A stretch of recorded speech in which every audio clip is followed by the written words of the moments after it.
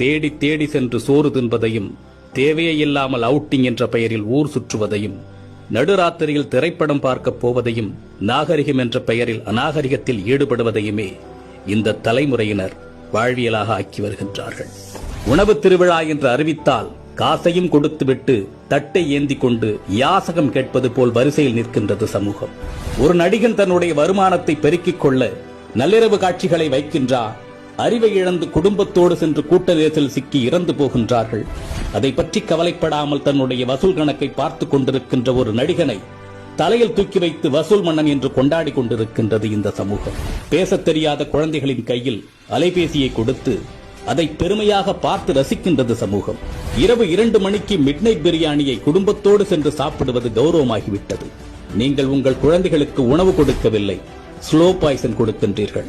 உங்கள் தலைமுறையை மலடாக்குவதற்கு மருந்து கொடுத்துக் கொண்டிருக்கின்றீர்கள்.